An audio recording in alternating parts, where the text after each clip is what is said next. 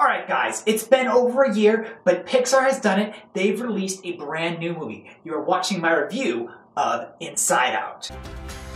I'm joy. This is sadness. That's anger. What? This is disgust. And that's fear. We're Riley's emotions. These are Riley's memories. They're mostly happy, you'll notice, not to brag. This place is huge. Imagination Land? No way. Dream Productions? Rainbow Unicorn? She's right there. I loved you in Fairy Dream Adventure Part 7. Okay, bye. I love you. Riley, here we come. Alright, Inside Out was co-directed by Pete Docter and Ronnie Del Carmen. Pete Docter also wrote the screenplay of this film. Now, Pete Docter is no Pixar noob or amateur because he also wrote the screenplays of Up and Monsters, Inc., in addition to directing those films as well. So Pixar is bringing back old talent to make an awesome movie. In addition to bringing back old talent, they also brought in Michael Giacchino. Michael Giacchino wrote the scores of Up, The Incredibles, and Ratatouille, and he's also the composer of Inside Out. So Inside Out has a lot of old, good Pixar talent. Pretty much, they do this for every movie, but it works. Pixar knows what works for them.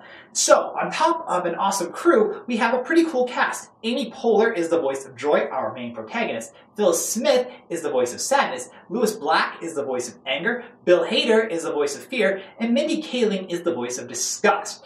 And on top of that, Caitlin Diaz is the voice of Riley, where our 5 emotions, joy, anger, disgust, fear, and sadness, all live and reside.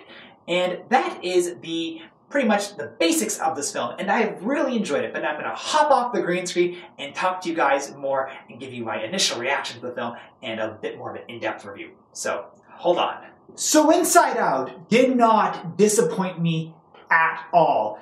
Pixar did such a good job with this movie. Oh, it was beautiful. The animation was spectacular. The shots of inside Riley's brain showing all the different worlds or realms.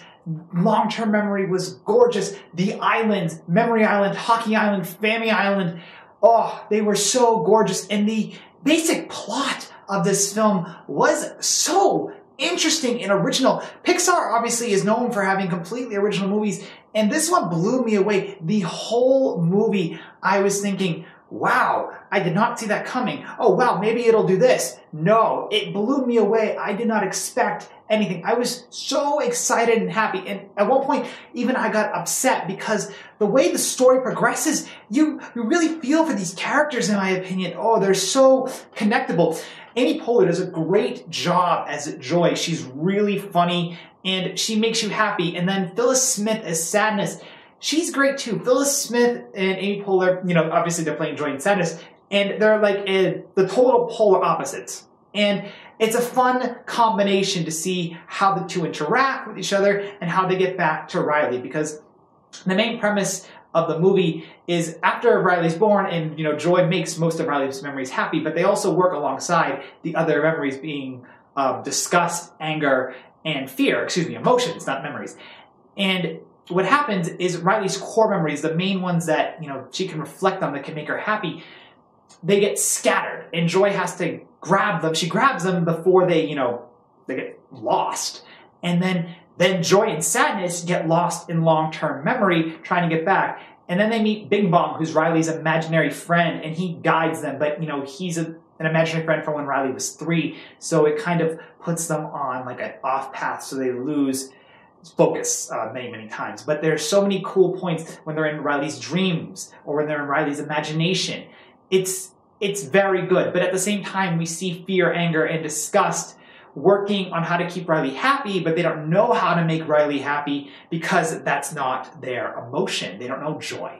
Despite the fact that they're all friends and they work really well together, they need joy in the command center, which is in Riley's brain, because as you watch the movie, they see through Riley's eyes. Now, like what happens, for example, when Riley goes to bed, they have time off from running Riley because they run Riley's life. And Riley has no idea. No one knows they have their emotions are real. It's interesting because in the end credits of the film, and this is a little spoiler, so if you want to turn back for just a few seconds, please feel free.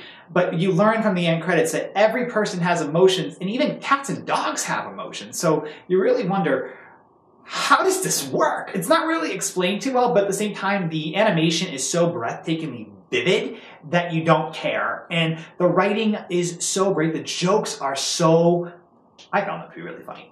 I think Amy Poehler, because she's a comedian, she just worked really, really, really well as Joy. Everyone did really a great job.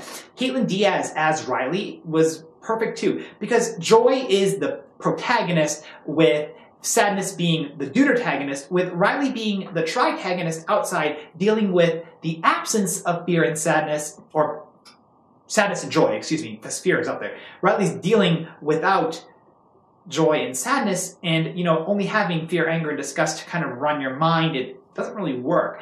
And her interactions, Riley's interactions with her parents were really interesting, because she's moody, she's a teenager, and she's not acting the way she, you know, they're used to her acting. But it was a really great family-friendly movie. I love seeing the family relationships. It felt real, despite the fact it was very abstract.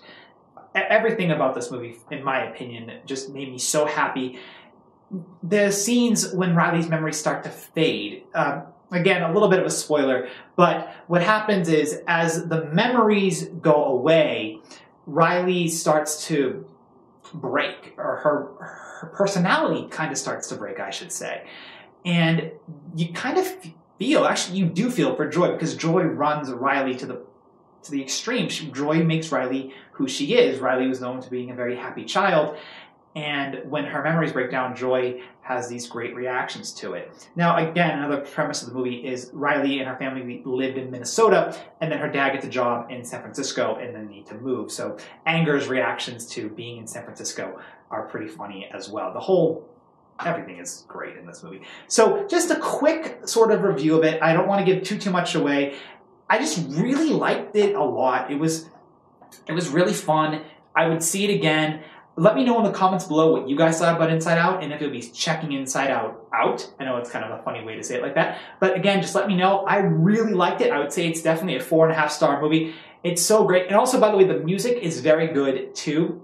And I just really liked it, and it really made me happy. So I hope you all enjoyed my review of Inside Out, again, for the 3rd time, and I really hope you all do. Let me know in the comments below what you guys thought, and you can watch some more reviews right now.